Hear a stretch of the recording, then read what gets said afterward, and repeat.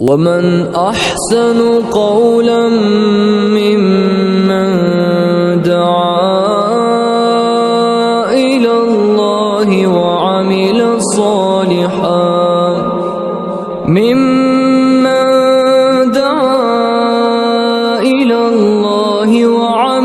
صالحا وقال إنني من المسلمين.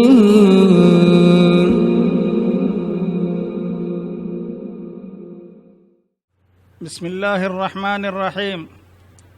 إن الحمد لله نحمده ونستعينه ونستغفره ونعوذ بالله من شرور أنفسنا ومن سيئات أعمالنا. من يهده الله فلا مضل له ومن يضلله فلا هادي له، ونشهد أن لا إله إلا الله وحده لا شريك له، ونشهد أن محمدًا عبده ورسوله أرسله بالحق بشيرا ونذيرا.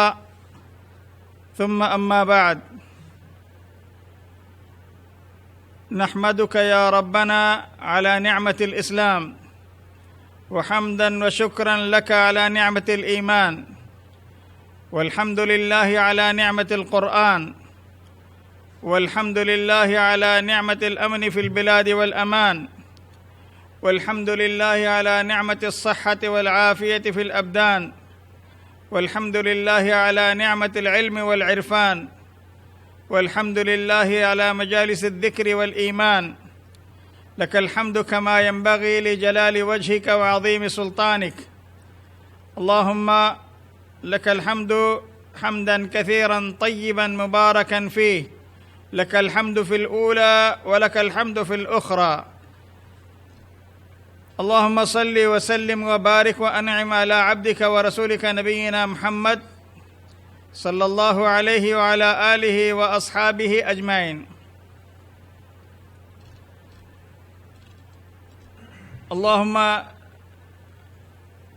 انفعنا بما علمتنا وعلمنا ما ينفعنا وارزقنا علما ينفعنا ربنا وزدنا علما. سبحانك لا علم لنا إلا ما علمتنا إنك أنت العليم الحكيم. اللهم إنا نعوذ بك من علم لا ينفع، ومن عمل لا يرفع، ومن عين لا تدمع، ومن قلب لا يخشع، ومن نفس لا تشبع، ومن دعوة لا يستجاب لها. اللهم إنا نعوذ بك من جهد البلاء ودرك الشقاء وسوء القضاء وشماتة الأعداء. اللهم إنا نعوذ بك من الفتن ما ظهر منها وما بطن. اللهم إنا نعوذ بك من الهم والحزن والجبن والبخل، ونعوذ بك من العجز والكسل، ونعوذ بك من غلبة الدين وقهر الرجال.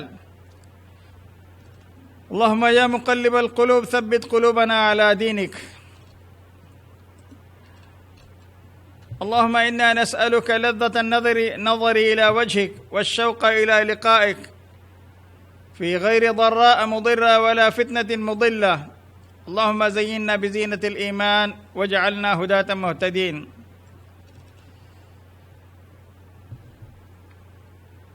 محترم ناظرین اور ناظرات، سامعین اور سامعات،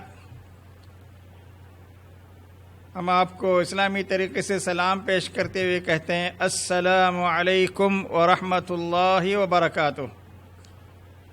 اللہ آپ سب کو خوش رکھے، آپ سب کو خالص ایمان، سچا عقیدہ، صحیح علم اور اس علم کی صحیح سمجھ، اس سمجھ کے مطابق اللہ تعالیٰ آپ سب کو اور ہم کو نیک عمل کی توفیق بخشے۔ اللہ آپ سب کو اپنے حفظ و امان میں رکھے، ہر قسم کے ظاہری اور باطنی فتنوں سے محفوظ رکھے۔ آج پھر ہم صحیح بخاری کی کتاب الفتن کا ایک نیا درس لے کر آپ کی خدمت میں حاضر ہوئے ہیں۔ ہماری دلی دعا ہے کہ آپ سب کو اللہ رب العزت ہمیشہ خوش و خرم رکھے۔ جیسا کہ آپ کو اس سے پہلے بتایا گیا تھا، ہماری گفتگو چل رہی ہے دجال کے فتنوں سے متعلق۔ امام بخاری رحمۃ اللہ علیہ نے اپنی صحیح بخاری کی کتاب الفتن میں ایک باب قائم کیا ہے، باب ذکر الدجال۔ اس میں بہت ساری حدیثیں امام بخاری نے نقل فرمایا ہے، تو انہیں احادیث کی شرح جاری ہے۔ گزشتہ کل آپ کو ہم نے بتایا تھا کہ دجال کے فتنے میں سب سے زیادہ فتنے سے متاثر ہونے والے 5 قسم کے لوگ ہوں گے، اور یہ روئے زمین کا سب سے بڑا فتنہ ہوگا۔ حضرت آدم علیہ السلام سے لے کر قیامت تک جتنے فتنے اس روئے زمین پر رونما ہوں گے، ظہور پذیر ہوں گے، پھیلیں گے، اور ان فتنوں کی الغار اور بارش ہوگی، ان میں سب سے بڑا فتنہ دجال اکبر کا فتنہ ہوگا۔ چلیے آج یہ جاننے کی کوشش کرتے ہیں۔ کل ہم نے آپ کو بتایا تھا کہ دجال کے فتنے میں سب سے زیادہ متاثر ہونے والی خواتین ہوں گی، اس میں اس کے لشکر میں سب سے زیادہ یہودی ہوں گے، کافر بھی ہوں گے، منافق بھی ہوں گے، گنوار قسم کے دیہاتی لوگ بھی ہوں گے، اور خراسان کے علاقے کے لوگوں کی کافی تعداد اس کے ساتھ میں ہوگی۔ جب احادیث میں خراسان کا لفظ بولا جاتا ہے پیارے نبی صلی اللہ علیہ وسلم کی احادیث میں، اس سے مراد وہ تمام علاقے جو پیارے نبی صلی اللہ علیہ وسلم کے علاقے میں خراسان میں شامل تھے، ایران کا علاقہ، افغانستان کا علاقہ، روس کا علاقہ، اور وہ تمام علاقے جو آج اسلامی جمہوریات کے نام سے روس میں جو پہلے سوویت یونین میں شامل تھے اب آزاد ہو چکے ہیں۔ ازبکستان ہے، قازقستان ہے، داغستان ہے، اس کے علاوہ اور بہت سارے علاقے جو روس میں شامل تھے، پورا روس کا علاقہ، افغانستان کا علاقہ، ایران کا علاقہ۔ تو دجال کا جو ظہور ہوگا، تو میں نے کل آپ کو مختصراً ذکر کیا تھا کہ اسی علاقے سے ہوگا۔ آج ایک اہم سوال آپ کے ذہن میں ابھر رہا ہوگا، دجال کے متبعین اور پیروکاروں میں زیادہ تر یہودی ہی کیوں ہوں گے؟ فتنے میں مبتلا ہونے والے تو دیہاتی بھی ہوں گے، مختلف علاقے میں جہاں جہاں جائے گا اس کے ساتھ لوگوں کی ایک بھیڑ جمع ہوتے رہے گی، اور اس کے فتنوں سے متاثر ہو کر اس کا ساتھ دے گی، اور کچھ لوگ مادی غرض سے ساتھ دیں گے، اور کچھ لوگ اپنا ایمان اور دین اور ایمان بیچ ڈالیں گے اس کے فتنوں میں اس سے متاثر ہو کر۔ تو بہرکیف یہ سوال بہت اہم ہے اپنی جگہ پر کہ دجال اکبر کے متبعین پیروکاروں میں سب سے زیادہ یہودی ہی کیوں ہوں گے؟ تو اس کا جواب علماء کرام نے یہ دیا ہے کہ یہودیوں کا عقیدہ ہے کہ دجال یہودیوں کا مسیح منتظر ہے۔ جیسے ہم مسلمان عیسیٰ علیہ السلام کے نزول کا انتظار کر رہے ہیں، قیامت سے پہلے مہدی علیہ السلام آئیں گے، عیسیٰ علیہ السلام آسمان سے نازل ہوں گے۔ عیسیٰ علیہ السلام بحیثیت نبی کے نازل نہیں ہوں گے، بلکہ ان کی نبوت کا زمانہ ختم ہو چکا، اللہ تعالیٰ نے ان کو زندہ آسمان پر اٹھا لیا ہے۔ اس وقت جب آخری زمانے میں پھر ان کا نزول ہوگا تو وہ شریعت محمدی کے متبع اور پیروکار کے حیثیت سے نازل ہوں گے، چونکہ اللہ تعالیٰ نے عیسیٰ علیہ السلام کے ہاتھوں پر دجال کا قتل لکھ دیا ہے، اور انہی کے ہاتھوں سے اس کا خاتمہ ہوگا۔ تو اللہ تعالیٰ اپنے سنت کو زندہ کرنے کے لیے، تقدیر کے اس حصے کو نافذ کرنے کے لیے عیسیٰ علیہ السلام کو نازل فرمائیں گے، اتاریں گے۔ تو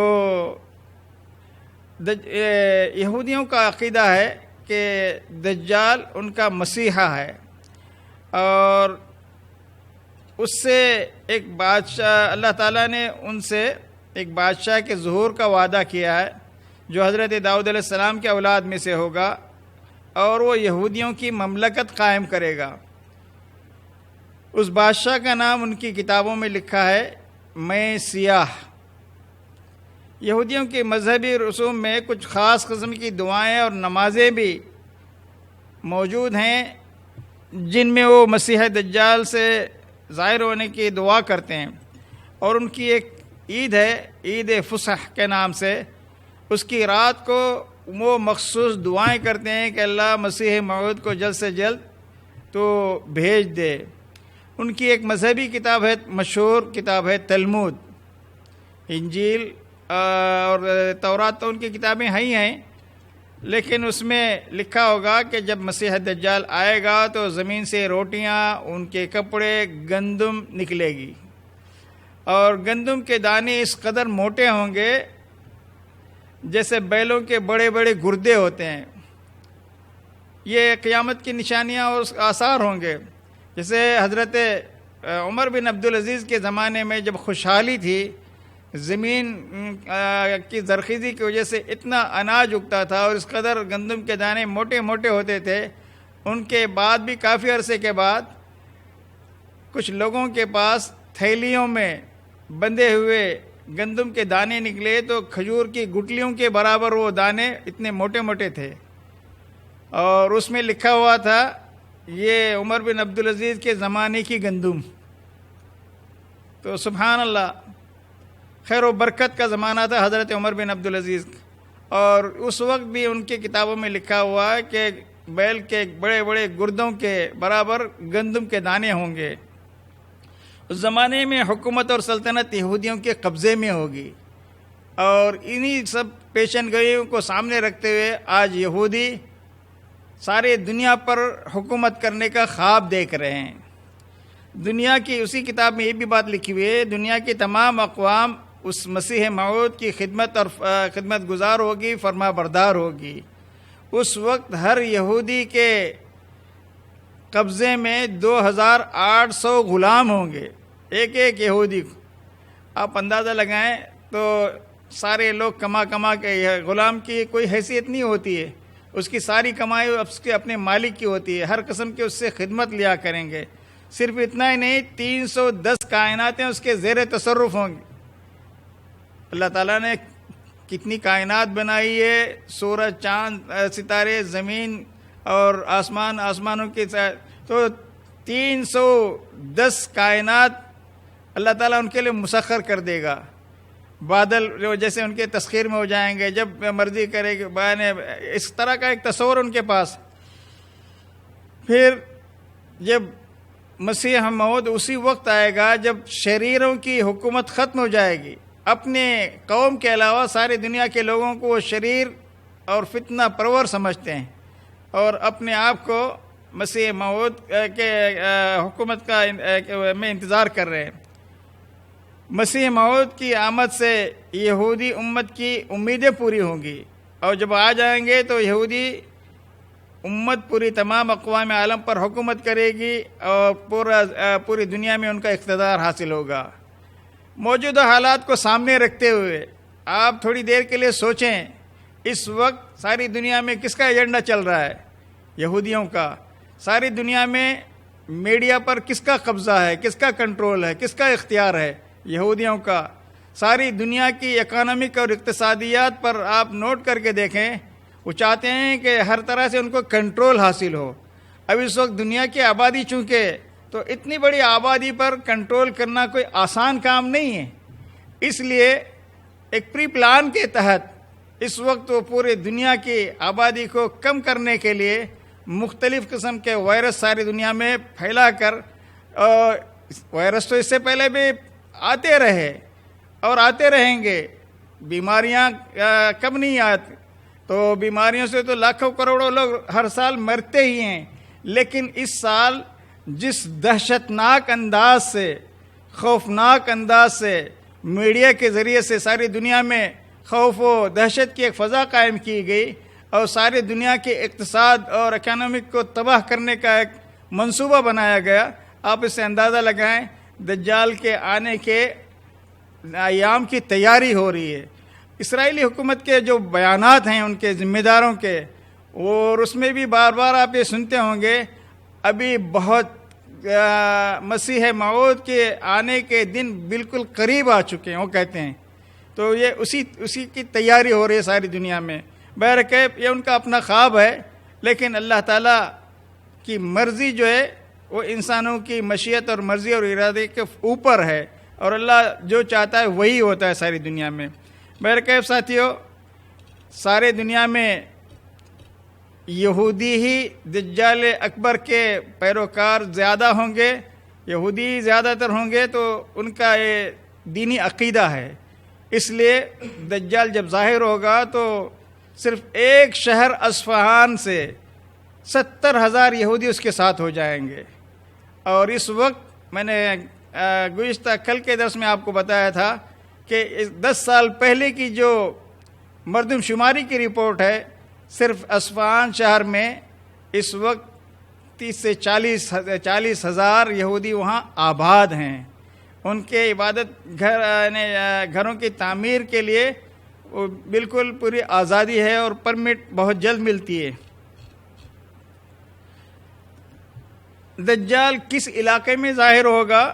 تو میں نے مختصراً بتایا تھا کہ خراسان کے علاقہ. جب خراسان کہتے ہیں تو اللہ کے نبی کے زمانے میں افغانستان بھی اس میں شامل تھا، ایران بھی اس میں شامل تھا، روس بھی اس میں شامل تھا. اچھا، ایک اور بات نوٹ کرنے کی ہے، اس کو مشرق مدینے میں کھڑے ہو کر آپ نے اشارہ کر کے بتایا مشرق کی طرف سے دجال آئے گا. تو یہ سارے علاقے عراق، ایران، سارے علاقے مشرق میں پڑتے ہیں مدینے کے. اور اس علاقے میں علماء جتنے بڑے بڑے محدثین ہیں، 40 کے قریب محدثین مفسرین جو چوٹی کے محدثین اور مفسرین تصور کیے گئے ہیں، وہ سب کے سب عجمی تھے اور اسی علاقے کی پیداوار ہیں. امام بخاری ازبکستان کے ہیں، امام ترمذی، امام نسائی، امام ابن ماجہ، امام مسلم، حدیث کی جتنی کتابیں ہیں مسند احمد کے علاوہ اور ایک چند حدیث کی کتابوں کے علاوہ، سارے کے سارے محدثین 40 کے قریب بڑے بڑے محدثین اس علاقے کے پیداوار ہیں. سبحان اللہ. تو ایک زمانے میں علم کا مرکز تھا اور علم کا سمندر تھا یہ ایریا، اور آخری زمانے میں سب سے بڑا فتنہ بھی اسی علاقے سے ظہور پذیر ہوگا.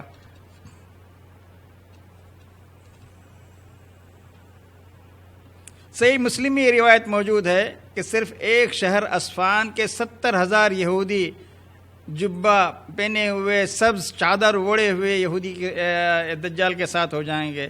اور مسند احمد کی روایت ہے کہ دجال خوز کے علاقے میں، جو مغربی ایران کا ایک شہر ہے، اسی طریقے سے کرمان جو ایران کے جنوب مشرق میں واقع ہے، تو اصفہان، خوز، کرمان یہ سب آج ایران میں واقع ہیں. اور خراسان کے الفاظ بھی ہیں، تو خراسان ایک بہت بڑے علاقے کو کہتے ہیں. وہاں اصفہان میں ایک محلہ ہوگا اس زمانے میں جب دجال نکلے گا، اس محلے کا نام ہی الیہودیہ ہوگا. اس الیہودیہ میں وہ ظاہر ہوگا. وہاں پوری میجارٹی کس کی ہوگی؟ انہی یہودیوں کی ہوگی. تو یہودیوں کا سپورٹ اس کو ہوگا. تو بہرکیف اتنا ہنگامہ مچائے گا ساری دنیا میں آنے کے بعد کہ سارے دنیا کے مسلمان اس سے تنگ آئے ہوں گے. ایک سوال آپ کے ذہن میں یہ آ رہا ہوگا، صحیح بخاری میں امام بخاری نے کتاب الفتن میں حدیث نمبر 7128 اس میں پیارے نبی صلی اللہ علیہ وسلم کا ایک خواب ذکر کیا ہے. اور یہ حدیث حضرت عبداللہ ابن عمر کی روایت ہے. اس میں یہ ہے کہ پیارے نبی صلی اللہ علیہ وسلم کا فرمان ہے، بینا انا نائم اطوف بالکعبہ، میں سویا ہوا تھا نیند کی حالت میں، خواب کی عالم میں کعبے کا طواف کر رہا ہوں. یہ کون کہہ رہے ہیں؟ اللہ کے نبی صلی اللہ علیہ وسلم فرما رہے ہیں، بینا انا نائم اطوف بالکعبہ، میں سویا ہوا تھا خواب کے عالم میں کعبے کا طواف کر رہا ہوں. فَإِذَا رَجُلٌ آدم سَبْطُ الشَّعْرِ يَنْطُفُ أَوْ يُرَاقُ رَأْسُهُ مَاءً قُلْتُ مَنْ هَذَا قَالُوا ابن مریم. آپ کو عیسیٰ علیہ السلام کی شکل و صورت دکھائی گئی خواب میں، ان کا حلیہ بتایا گیا، وہ بھی اسی جگہ پہ موجود ہیں. پھر ایک اور آدمی کو دکھایا گیا، تو ان کی شکل و صورت کیسی تھی؟ ایک گندمی رنگ تھا، گندمی رنگ والا آدمی میرے سامنے آیا جس کے بال سیدھے سیدھے تھے اور اس کے سر سے پانی ایسا لگ رہا تھا جیسے پانی کے قطرے ٹپک رہے ہیں. حالانکہ وہ نہائے ہوئے نہیں تھے، لیکن ان کے اور بھی دوسری حدیثوں میں ان کے تعلق سے حلیہ بتایا گیا ہے. جب آپ دیکھیں گے تو ایسا لگے گا جیسے نہایا ہوا انسان ہے، وہ پانی کے قطرے ان کے سر سے ٹپک رہے ہیں اور وہ بڑے خوبصورت موتیوں کی طرح نظر آئیں گے. تو انتہا حسین و جمیل، سارے انبیاء حسین و جمیل ہوتے ہیں اور ہر قسم کے جسمانی عیوب سے پاک و صاف ہوتے ہیں. تو عیسیٰ علیہ السلام بھی بڑے حسین و جمیل تھے. پھر اس کے بعد پیارے نبی صلی اللہ علیہ وسلم کہتے ہیں کہ ثم ذهبت التفت، پھر میں نے ادھر ادھر دیکھا، ادھر توجہ اپنی ان سے ہٹا کر ادھر دیکھا، مڑ کے دیکھا تو مجھے ایک اور آدمی نظر آیا. رجل جسیم احمر، وہ بھی سرخ رنگ کا، اس کا یعنی گورے رنگ کا، سرخ رنگ کا انسان تھا. جسیم کہتے ہیں انتہائی بھاری بھرکم جسم والا. جعد الراس اعور العین کأن عینہ عنبۃ طافیہ قالوا هذا الدجال اقرب الناس به شبہا ابن قطن رجل من خزاعہ. پیارے نبی صلی اللہ علیہ وسلم نے فرمایا پھر ایک انتہائی بھاری بھرکم جسم والا، سرخ جسم والا میں نے دیکھا، جس کے سر کے بال سخت موٹے موٹے بال تھے، سخت گھنگریالے تھے. وہ ایک آنکھ سے کانا تھا، گویا اس کی ایک اور دوسری آنکھ ایک دم ابھرے ہوئے انگور کے دانے کی طرح تھی. لوگوں نے مجھے بتایا خواب میں، فرشتے خواب میں کہہ رہے تھے آپ سے کہ یہ دجال ہے. پھر وہ لوگوں میں طائف کا ایک انسان تھا، قبیلہ خزاعہ میں، عبد العزہ بن قطن اس کا نام تھا. اور جو عربی دان نہیں ہوتے، صرف اردو ترجمہ پڑھتے ہیں، عام طور سے بیان کرتے وقت بھی کہتے ہیں عبد العزہ بن قطن، روئی کا بیٹا. قطن یہ کبھی یعنی ان کے باپ کا نام قطن تھا، قطن نہیں. تو بہرکیف یہ قبیلہ خزاعہ کا ایک شخص تھا عبد العزہ بن قطن. دجال کا ایک دم ہم شکل انسان تھا وہ، تو شکل و صورت سے، لیکن جسامت میں کافی یہ موٹا، جیسا کہ تمیم داری کی روایت میں بھی ہے کہ نہایت جسیم اور بھاری بھرکم جسم والا تھا. تو بہرکیف ساتھیو، اس حدیث میں خواب پیارے نبی صلی اللہ علیہ وسلم کو دکھایا گیا. خواب میں آپ کعبۃ اللہ کا طواف کر رہے ہیں، اور اس حدیث پہ ایک اعتراض ہوتا ہے، دجال مکے میں داخل نہیں ہوگا، چاہے جائے کہ کعبۃ اللہ یا مسجد حرام میں داخل ہو. تو اللہ کے نبیوں کے خواب سچے ہوتے ہیں اور وحی کا ایک حصہ ہوتے ہیں. تو آپ کو یہ کیسا دکھایا جا سکتا ہے، یہ کیسے ممکن ہے کہ دجال جب وہ قیامت کے قریب آئے گا تو مکہ اور مدینے میں فرشتے اس کو داخل ہونے ہی نہیں دیں گے، پھر آپ کو یہ کیسا دکھایا گیا؟ تو محدثین اس کا دو طرح سے جواب دیتے ہیں. علامہ ابن حجر العسقلانی رحمۃ اللہ علیہ فتح الباری میں وہ جواب انہوں نے نقل کیا محدثین کا. کہتے ہیں پہلا جواب یہ ہے، یہ خواب کا معاملہ ہے.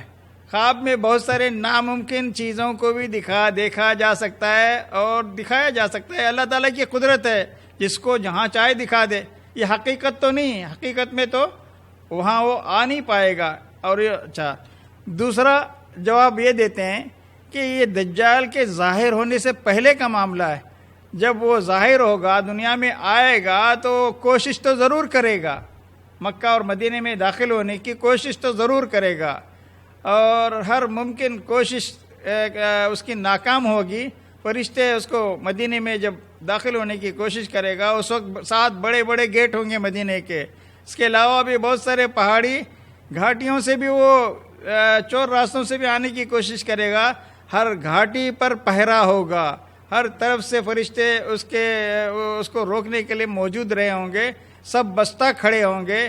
جیسے ہی ادھر وہ آگے بڑھنے کی کوشش کرے گا تو اس کو تلوار دکھائیں گے، تو وہ فرشتوں کی تلوار دیکھ کر واپس ہوگا اور اس کا رخ شام کی طرف موڑ دیں گے. تو سارے مدینے والوں کو ایک خوف زدہ ماحول میں مدینے سے باہر نکلنے پر پابندی لگا کے وہاں سے نکل جائے گا ایلیا کی طرف، جو کیا کہتے ہیں فلسطین میں ہے.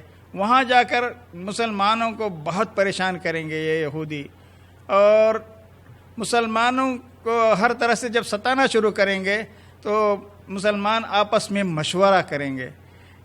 اس شیطان سے چھٹکارا پانے کے ایک ہی حل ہے کہ چلو ہم اس کے خلاف جہاد کرتے ہیں. اگر شہادت نصیب ہوئی تو جہاد میں اللہ ہم کو بہت اونچا مقام دے گا، نہیں اگر فتح نصیب ہوئی تو بہت ہی اچھی بات ہے۔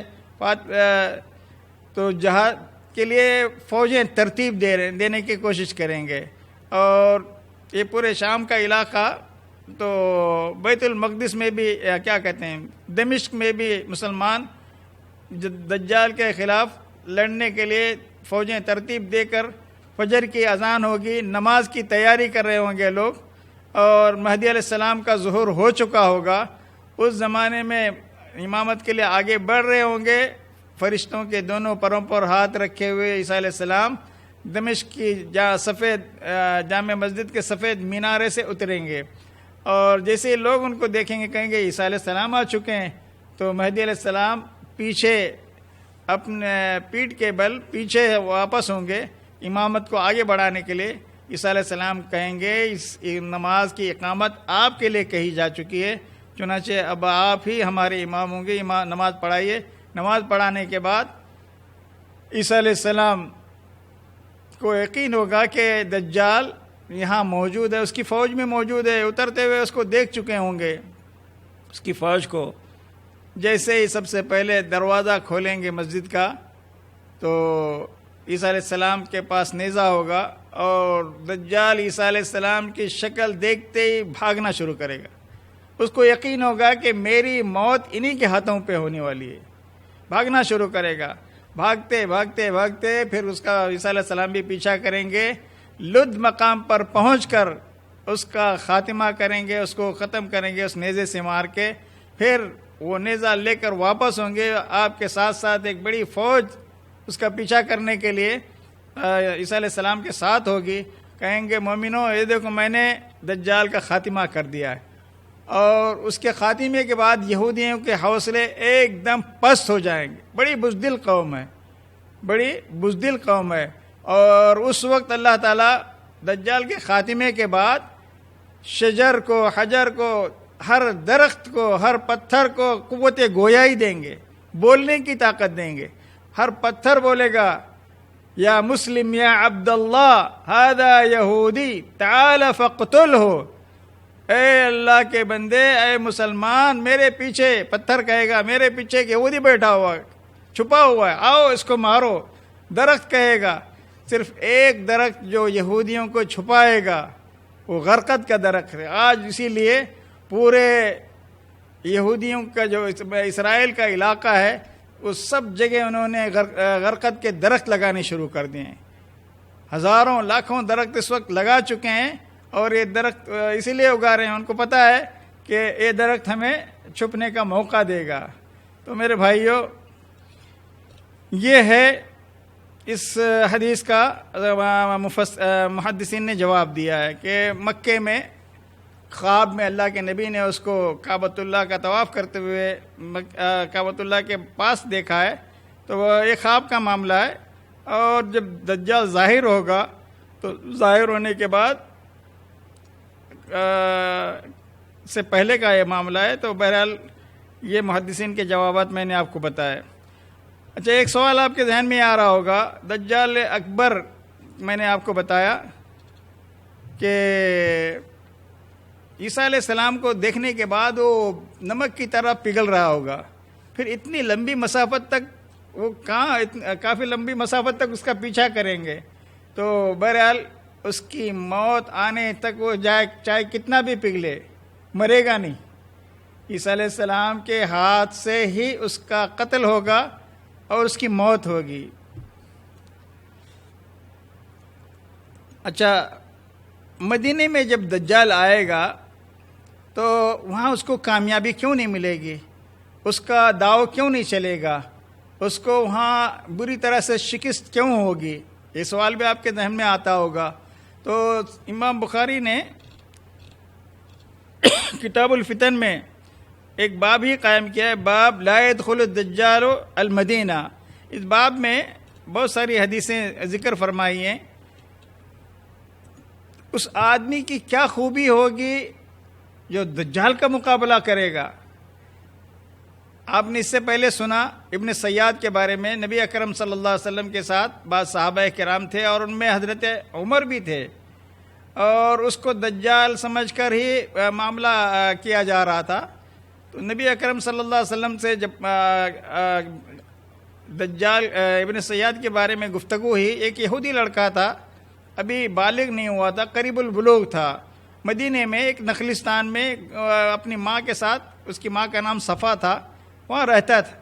اس کے پاس کچھ شیاطین اور جنات اس کے تصرف میں تھے. اس کو غیب کی کچھ خبریں لا کے بتایا کرتے تھے شیاطین. تو نبی اکرم صلی اللہ علیہ وسلم نے اس کا امتحان لے کر جاننے کے لیے کہ کیا واقعی میں یہ دجال ہے یا نہیں. جب اس کا جھوٹ ثابت ہو اللہ کے نبی کے سامنے، تو حضرت عمر نے کہا اللہ کے نبی آپ مجھے اجازت دیں اس یہودی کی گردن اڑا دوں. پیارے نبی صلی اللہ علیہ وسلم نے کہا اگر یہ دجال ہوا تو تم کو اس پہ تسلط نہیں دیا جائے گا، تم اس کو نہیں مار سکتے، کیونکہ اس کی موت تمہارے ہاتھ پہ ممکن ہی نہیں، کیونکہ اس کی موت کس کے ہاتھ پہ لکھی ہوئی ہے؟ عیسیٰ علیہ السلام کے ہاتھ پہ لکھی ہوئی ہے. تو اور اگر دجال نہ ہوا تو اس کا مارنا بیکار ہے. وہ ایک یہودی ہے اور اس نے تو تم کو کوئی اذیت نہیں پہنچائی، اور بغیر کسی قصور کے، بغیر کسی اذیت کے اس کو مارنے سے کیا فائدہ، چھوڑ دو اس کو. اس طرح سے پیارے نبی صلی اللہ علیہ وسلم نے اس کو مارنے سے منع فرمایا. تو ساتھیوں بات چل رہی تھی وہ کون سا شخص ہوگا جس کے ہاتھوں پر مدینے میں اس کو بری طرح سے شکست ہوگی. مدینے میں ایک بہت ہی پاورفل، طاقتور ایمان والا ایک نوجوان ہوگا. اور پیارے نبی صلی اللہ علیہ وسلم کی ایک توجیہ اور ارشاد اور ایک نصیحت مومنوں کے لیے یہ ہے کہ جب دجال کا ظہور ہو جائے تو تم میں سے کوئی بھی آدمی اس کے قریب نہ جائے، دور رہے. جو اپنی زمین اگر اس کے پاس ہے تو زمین میں چلا جائے، اس کے پاس اگر اونٹ ہیں تو اپنے اونٹ وغیرہ کے چرانے میں لگ جائے، بکریاں ہیں تو لے کے پہاڑوں میں اور جنگلات میں وہ اپنے بکریوں کے ساتھ رہے. اس کے پاس مت جا، بالکل اس کے پاس مت جانا. لیکن ایک مومن ہوگا جس کا ایمان، جس کے پاس پہلی بات تو ہے کہ عقیدے کا بڑا پختہ علم ہوگا، اللہ کے نبی کی ایک ایک حدیث کو پڑھا ہوگا، اللہ کے اسماء و صفات کے بارے میں کامل علم رکھتا ہوگا، اور اللہ کے نبی کی پیشن گوئی کے بارے میں بھی اس کو پکا یقین ہوگا. جب پتہ چلے گا کہ مدینے کے باہر وہ پڑاؤ ڈالا ہوا ہے، وہ کہے گا چلو مجھے تو اچھی طرح سے معلوم ہے اللہ کے نبی نے جو حدیثیں بتائی تھیں، دیکھ کے پہچان لوں گا یہ دجال ہے یا نہیں ہے. تو اس سلسلے میں ایک روایت امام بخاری نے کتاب الفتن میں ذکر کیا ہے. بڑی لمبی حدیث ہے لیکن اس کو مختصر، حضرت ابو سعید خدری اس حدیث کے راوی ہیں. وہ کہتے ہیں کہ حدثنا رسول اللہ صلی اللہ علیہ وسلم یوما حدیثا طویلا عن الدجال. پیارے نبی صلی اللہ علیہ وسلم نے ایک بڑی لمبی حدیث دجال کے تعلق سے بیان کی، لیکن اس کا امام بخاری نے یہاں مختصر حصہ ذکر کیا ہے. حضرت ابو سعید خدری کہتے ہیں فکان فیما یحدثنا بانہ قال یأتی الدجال وهو محرم علیہ ان يدخل نقاب المدینہ. دجال آئے گا لیکن مدینہ میں داخلہ اس کا حرام ہوگا. مدینے کے ہر راستے پر 7 بڑے بڑے گیٹ ہوں گے، ہر راستے پر فرشتے ہوں گے. فینزل بعض السباق التي تلی المدینہ، مدینے کے قریب کچھ شوریلی زمین ہوگی، شوریدہ زمین ہوگی، نمکین زمین ہوگی، وہاں وہ پڑاؤ ڈالے گا. فیخرج الیہ یومئذ رجل وهو خیر الناس، ایک آدمی نکل کے اس کے پاس جائے گا. اس زمانے میں جو اہل ایمان ہوں گے ان میں سب سے بہترین انسان ہوگا، بڑا طاقتور، اس کا ایمان بڑا قوی ہوگا، پاورفل ہوگا، ایمان میں بڑا توانا اور بڑا متقی اور پرہیزگار انسان ہوگا. یا آپ نے فرمایا من خیار الناس، لوگوں میں سب بہترین لوگوں میں سے ایک ہوگا. فیقول اشہد انک الدجال الذی حدثنا رسول اللہ صلی اللہ علیہ وسلم حدیثا. جب وہ جائے گا اس کو دیکھے گا تو پڑھے گا اس کے پیشانی کے درمیان، دونوں آنکھوں کے درمیان کافر لکھا ہوا ہوگا، کافرا. کہے گا میرے نبی صلی اللہ علیہ وسلم نے جس دجال کی پیشن گوئی فرمائے تم ہی وہ دجال ہو. پھر اس کے بعد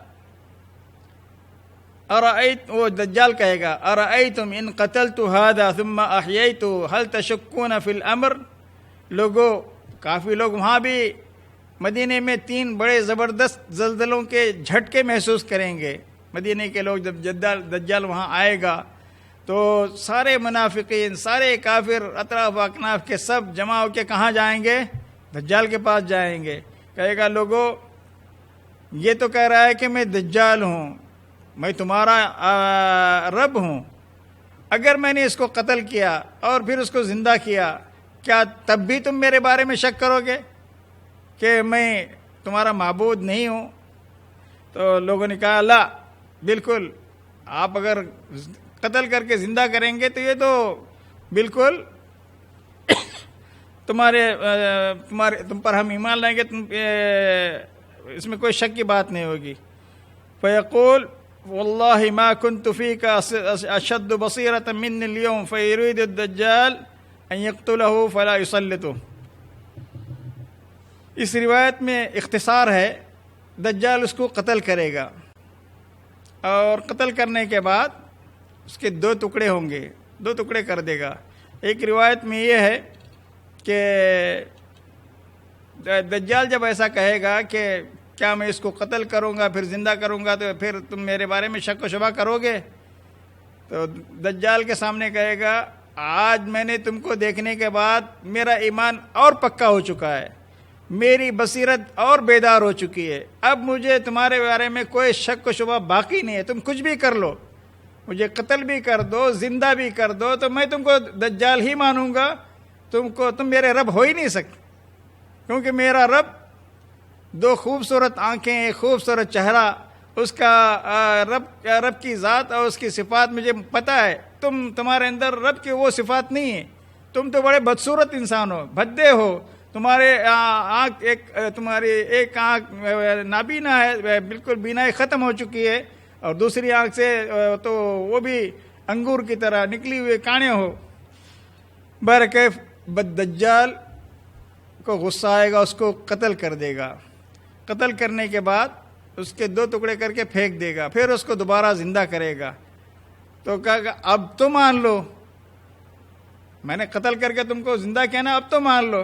تو وہ شخص کہے گا اب تو مجھے اور یقین ہو چکا ہے، کیونکہ حدیثوں میں نے پیارے نبی صلی اللہ علیہ وسلم کی حدیثوں سے مجھے پتہ ہے کہ تم مجھے قتل کرو گے، پھر زندہ کرو گے، پھر اس کے بعد تم مجھے قتل نہیں کر سکو گے. تو دوبارہ قتل کرنے کے لیے جائے گا تو اللہ تعالیٰ اس کا پورا جسم پیتل اور تانبے کی طرح سخت کر دیں گے، اس پر اس کا تسلط نہیں چلے گا. پھر وہ جس کو لوگ اس کے پاس آگ ہوگی اور پانی کی نہر ہوگی تو وہ جو آگ نظر آ رہی ہوگی حقیقت میں وہ پانی ہوگا، اس میں پھینک دے گا اٹھا کے. لوگ سمجھیں گے اس کو اس نے جہنم میں ڈال دیا.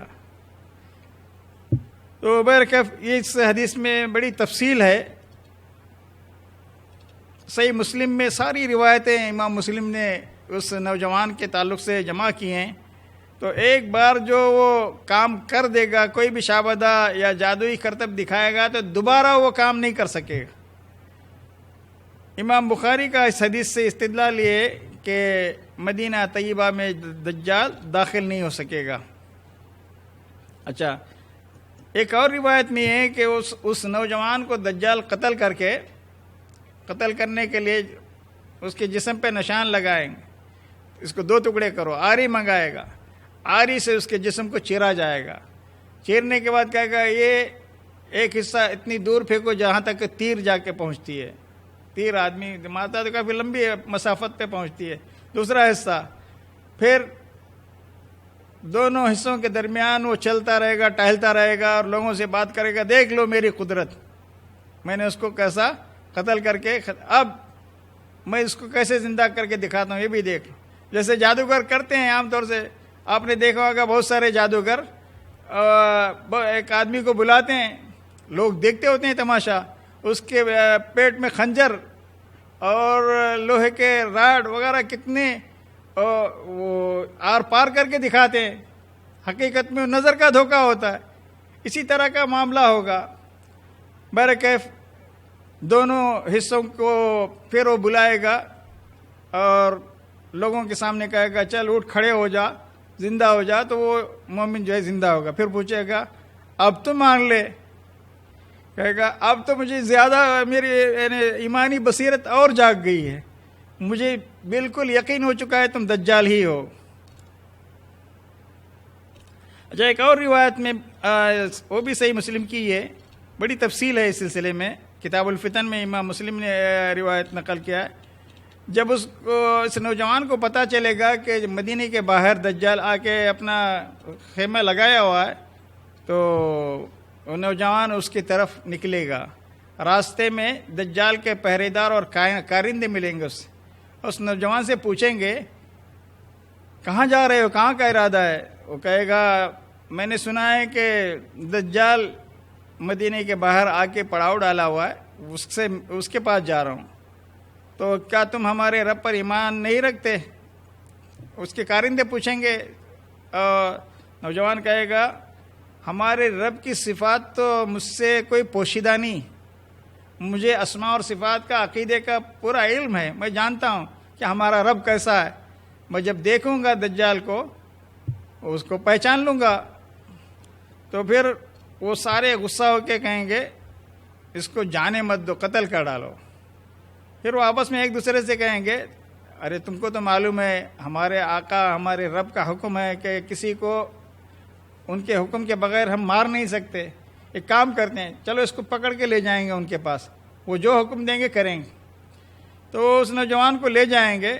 جب وہ نوجوان دجال کو دیکھے گا تو کہے گا لوگوں میں نے اس کو بہت اچھی طرح سے جان لیا، پہچان لیا ہے، دیکھو اس کی پیشانی پہ کافر لکھا ہوا ہے اور یہ کانا ہے، اور ہمارا رب بڑی خوبصورت 2 آنکھوں والا ہے، اور اس کی ایک آنکھ میں تو بینائی ہی نہیں ہے، اور یہ جسم سے بھی اتنا بھدا اور بدصورت ہے، ہمارا رب الجمیل ہے، نہایت حسین و جمیل ہے۔ تو رب کے اوصاف لوگوں کو اس کو پتہ ہوں گے تو وہ پہچان لے گا۔ تو دجال کہے گا اس کو لٹا دو، ہاتھ پیر باندھ کے لٹا دو مارنے کے لیے۔ جب اس کو لٹایا جائے گا اس کے کارندوں کو حکم دے گا اس کی ہڈیاں ساری توڑ دو، مار مار کے اس پہ شدید اس کی پیٹھ پہ جسم پہ ضربے لگائیں گے۔ پھر دجال پوچھے گا اب تو مجھ پر ایمان لاتے ہو کہ نہیں؟ تو نوجوان کہے گا تو مسیح کذاب ہے، دجال ہے۔ تو پھر ایک آرا منگائیں گے، آری کاٹنے کے لیے، اس نوجوان کے سر پر رکھ کر پورے بدن کو 2 حصے میں کاٹ کے 2 ٹکڑے کر دیں گے۔ پھر دجال دونوں حصوں کے درمیان فخر و تکبر کرتے ہوئے ٹہلے گا، ایک ادھر پھینک دے گا ایک ادھر پھینک دے گا۔ پھر کہے گا نوجوان کو اٹھو، وہ زندہ ہو کر پھر سیدھا کھڑا ہو جائے گا۔ دجال کہے گا اس سے کیا اب تو تم مجھ پر ایمان لاتے ہو کہ نہیں؟ اتنا مارنے کے بعد، اتنا پورے جسم کی ہڈیاں توڑنے کے بعد، جسم کو آرے سے چیرنے کے بعد، وہ نوجوان کہے گا اب تو تیرے بارے میں پہلے سے بھی زیادہ مجھے یقین ہو چکا ہے کہ تو ہی دجال ہے، تو ہی کذاب ہے، اور مجھے کوئی شک اور شبہ باقی نہیں۔ پھر دجال اسے ذبح کرنے کے لیے دوبارہ پکڑنے کی کوشش کرے گا، تو اس کی گردن سے لے کر ہنسلی تک کا پورا حصہ، ذبح تو یہاں گردن ہی سے کیا جاتا ہے آدمی کو، اللہ تعالیٰ پیتل کا بنا دیں گے، وہ کاٹنا بھی چاہے گا تو کاٹ نہیں سکے گا۔ تو دجال کو اس پر تسلط نہیں ہوگا، تو بہرکیف اس کے دونوں پاؤں دونوں ہاتھوں سے پکڑ کر اس کو آگ میں پھینک دیا جائے گا۔ لوگ سمجھ رہے ہوں گے کہ اس کو آگ میں پھینکا گیا ہے، حقیقت میں وہ تو جنت میں پھینکا گیا ہوگا۔ پیارے نبی صلی اللہ علیہ وسلم نے فرمایا یہ نوجوان اللہ رب العالمین کے نزدیک عظیم ترین شہید ہوگا۔ صحیح مسلم کتاب الفتن و اشراط الساعہ میں حدیث نمبر 2938 میں یہ تفصیل کے ساتھ یہ واقعہ موجود۔ اس واقعے سے ہمیں کیا سبق ملا؟ پہلی بات تو یہ کہ دجال کے فتنوں سے بچنے کے لیے شرعی علم نہایت ضروری ہے۔ شرعی علم میں بھی بہت سارے علوم ہیں، تو عقیدے کا علم، اللہ کے اسماء و صفات کا علم، اللہ کے ذاتی صفات کا علم، اللہ تعالیٰ کے تعلق سے اللہ نے قرآن مجید کی ایک ایک آیت میں اپنی اسماء اور صفات کا ذکر کیا ہے۔ تو میرے بھائیوں، سب سے پہلے سب سے ضروری جو چیز مجھے اور آپ کو سیکھنی ہے وہ ہے اسماء صفات کا علم، اللہ تعالیٰ کے ذات، اس کے اسماء و صفات کا علم، عقیدے کا علم. جب عقیدہ صحیح ہوگا، سب سے پہلی گمراہی جو امت میں آئی وہ اسی دروازے سے آئی. لوگوں نے اللہ کے اسماء اور صفات کا انکار کیا، معتزلہ نے، جہمیہ نے، قدریہ، جبریہ اور خوارج، جتنے قسم کے گمراہ فرقے پیدا ہوئے عقیدے کے باب ہی میں یہ سب گمراہ ہوئے.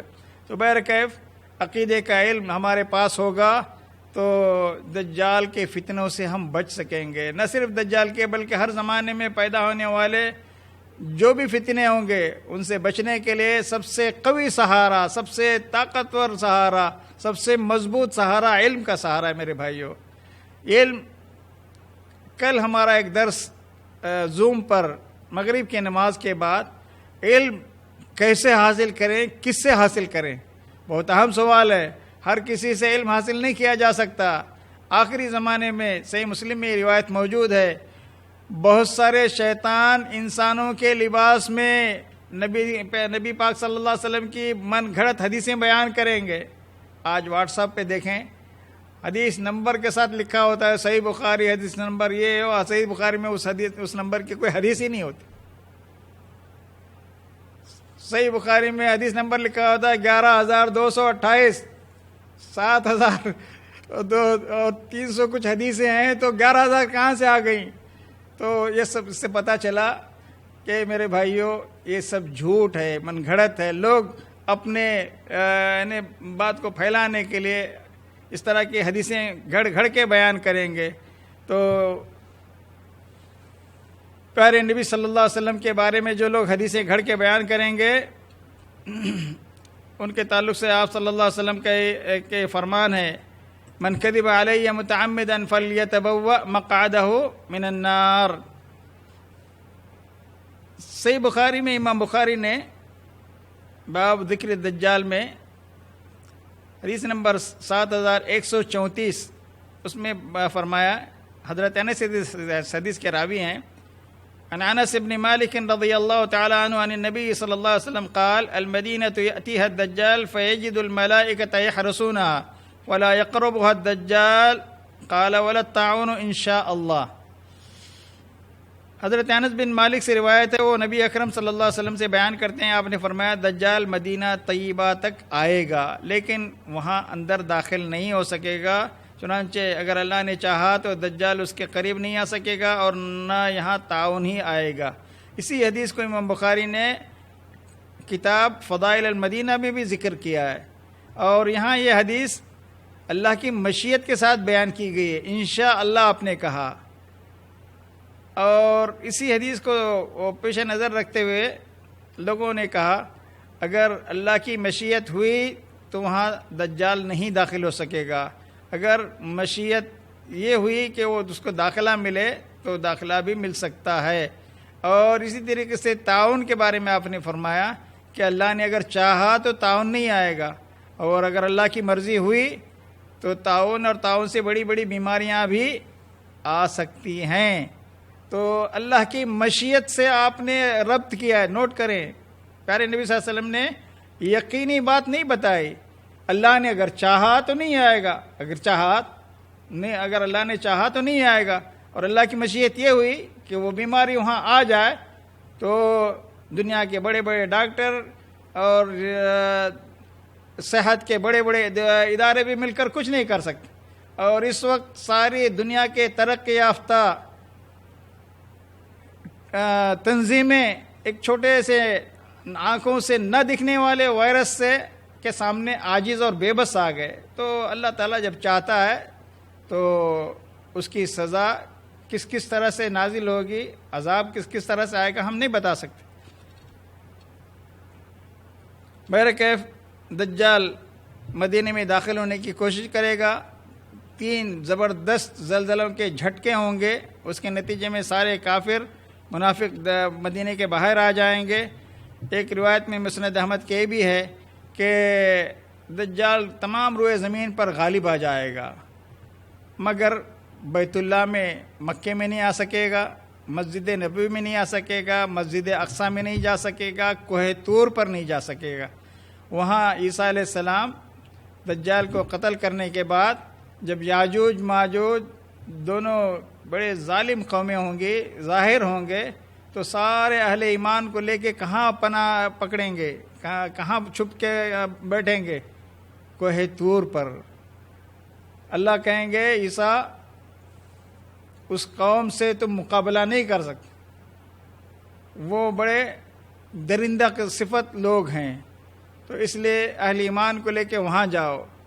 آج جب ہر طرف سے ہر شہر کو، ہر ملک کو تباہ کر کے فساد مچائے ہوئے ہوں گے، فلسطین میں بھی پہنچیں گے اور وہاں کوہ طور پر اہل ایمان ہوں گے تو بڑی پریشانی کے عالم میں ہوں گے۔ عیسیٰ علیہ السلام اہل ایمان کے ساتھ دعا کریں گے تو اللہ تعالیٰ ایک کیڑے کو بھیجے گا، اور وہ کیڑا ان تمام یاجوج ماجوج کے قوم کے لوگوں کو ڈسے گا تو سب وہیں ختم ہو جائیں گے۔ پھر ایک مومن کو عیسیٰ علیہ السلام کہیں گے جا کے ذرا خبر لے کے آؤ۔ وہ جب آئے گا تو دیکھیں گے سب مر کے ڈھیر ہو چکے ہیں، جا کے خوشخبری دے گا تو آئیں گے تو دیکھیں گے مردہ لوگوں کی بدبو سے پورے زمین معفن ہو چکی ہوگی۔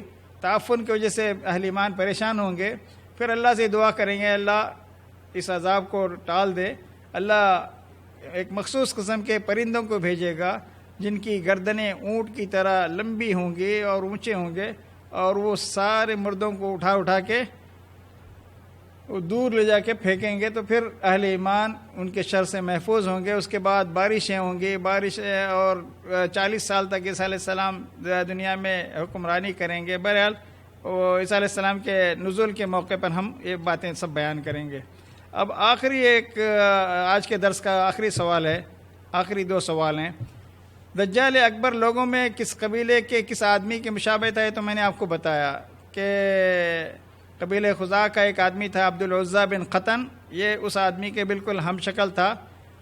دجال اکبر کے مقابلے میں سب سے زیادہ سخت لوگ کون ہوں گے؟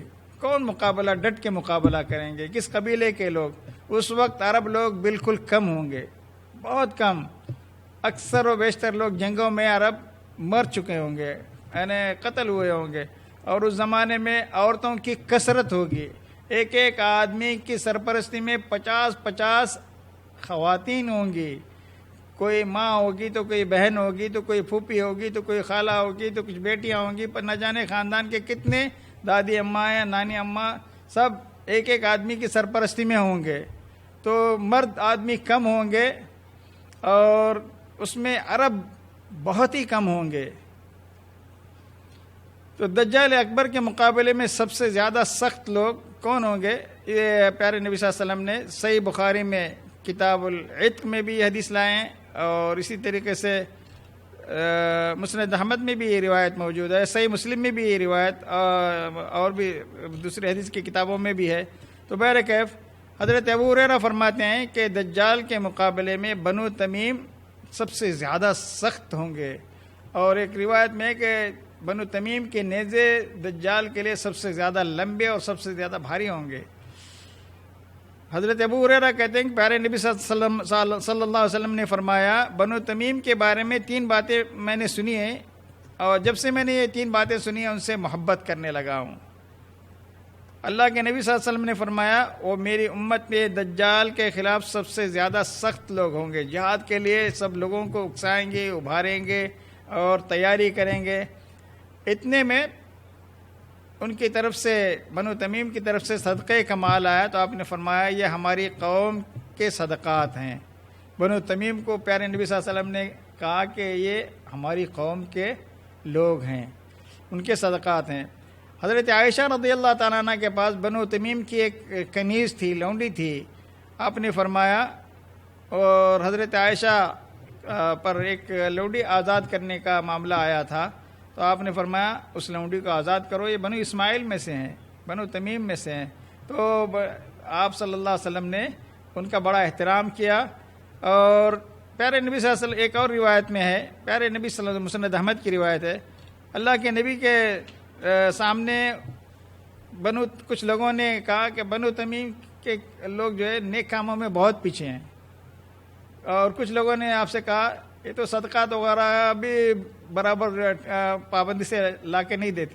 اتنے میں بنو تمیم کے بہت سارے اونٹ سے لدے ہوئے زکوٰۃ کا مال وغیرہ لے کے لوگ پہنچے، تو پیارے نبی صلی اللہ علیہ وسلم بہت خوش ہوئے۔ تو بنو تمیم کے لوگ دجال کے مقابلے کے لیے بڑے سخت ہوں گے۔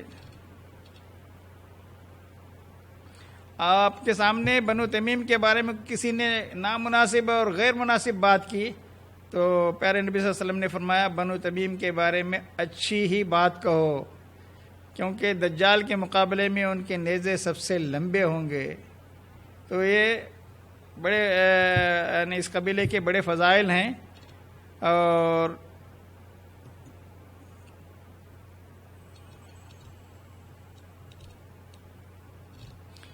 آج کے درس کے لیے اتنا ہی کافی ہے۔ اللہ سے ہماری دعا ہے کہ اللہ تعالی ہم تمام مسلمانوں کو ہر قسم کے فتنوں سے محفوظ رکھے، ہر بلا سے محفوظ رکھے، ہر قسم کی وباؤں سے، بیماریوں سے اللہ تعالی محفوظ رکھے، اور اللہ تعالی دین کا صحیح علم عطا فرمائے اور عقیدے کا صحیح علم عطا فرمائے۔ ہمارے ایمان کو اللہ تعالی ایمان اور عقیدے میں ثابت قدمی عطا فرمائے۔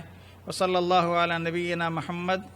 آپ کے حسن سماعت کا بہت شکریہ۔ اللہ آپ سب کو خوش رکھے۔ والسلام علیکم ورحمۃ اللہ وبرکاتہ۔